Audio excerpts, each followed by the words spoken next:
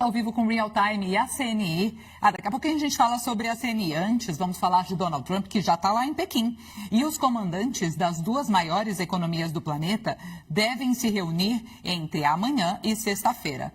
O presidente americano e o chinês Xi Jinping se encontram para discutir temas como Taiwan, cessar-fogo no Oriente Médio e a possibilidade de prolongar a trégua na guerra comercial que permite o fluxo de minerais de terras raras da China para os Estados Unidos. Eu converso agora com o Ricardo Luigi, ele é especialista em geografia e relações internacionais, sobre como esse encontro pode influenciar o mercado global, as exportações também brasileiras.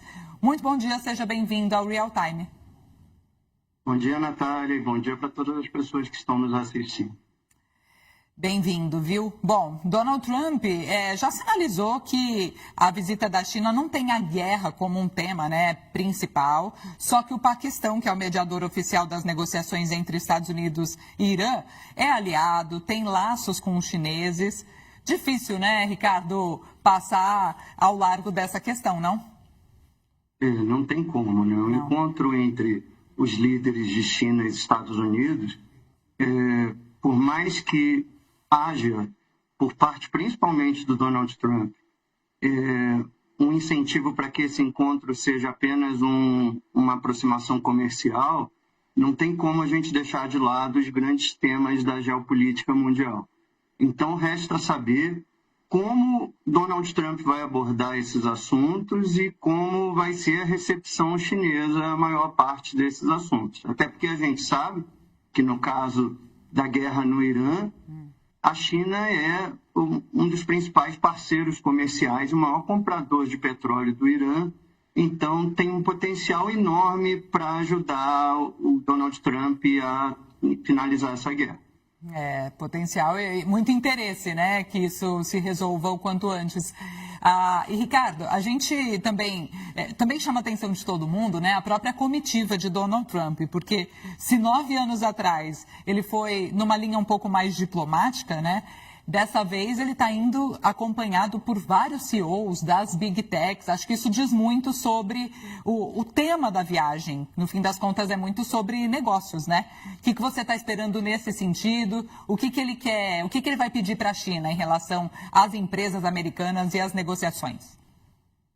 É uma boa notícia para o mundo todo, inclusive para nós no Brasil, é que esse encontro parece afastar de vez as perspectivas daquela guerra comercial, da guerra tarifária que estava sendo travada de forma muito rígida por Estados Unidos e China.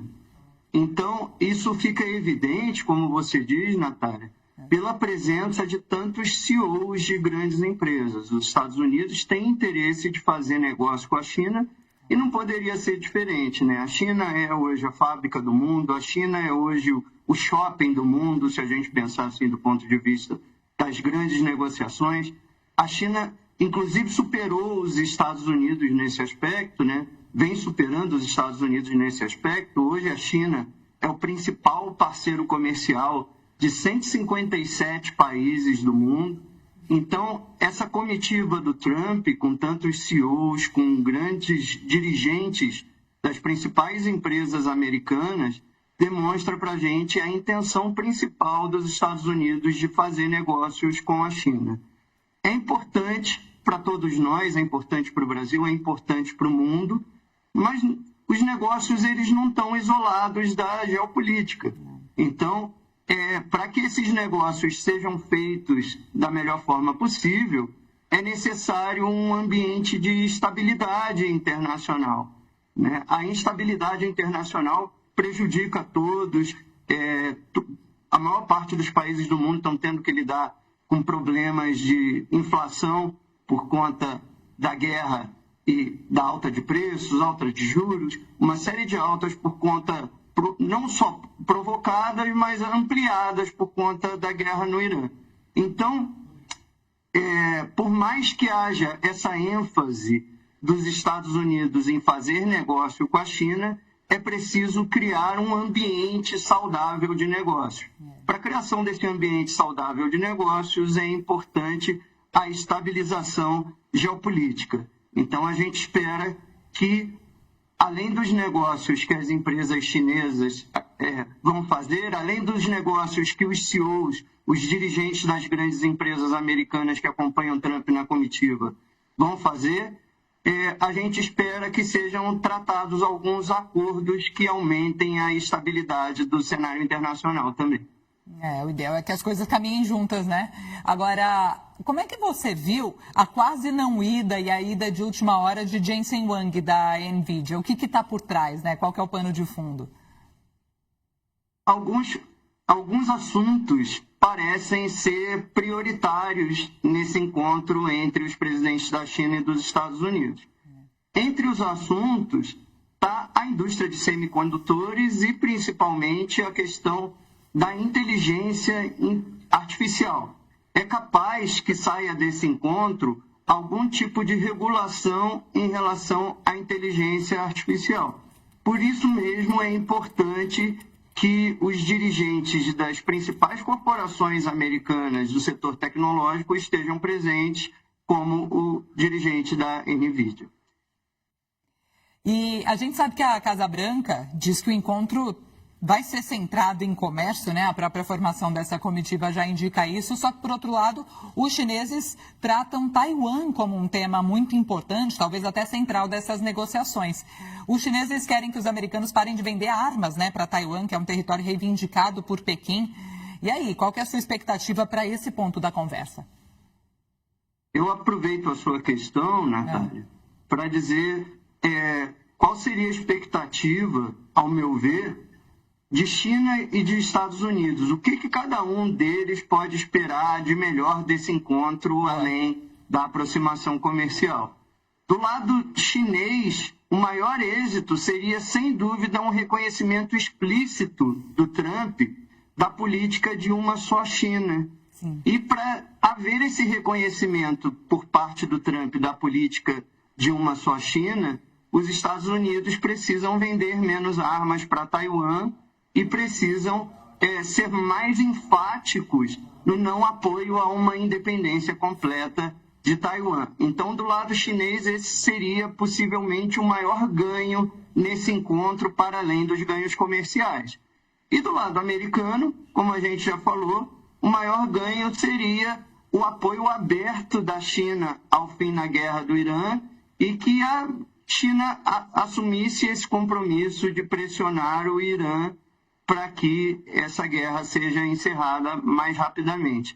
Então, a gente já viu que há uma série de ganhos comerciais nessa cúpula entre os dois presidentes, mas outros ganhos, esses ganhos geopolíticos, eles podem vir colateralmente dessa cúpula e eles podem também criar um ambiente de negócios mais favorável, privilegiando os possíveis acordos que vão ser firmados durante esse encontro.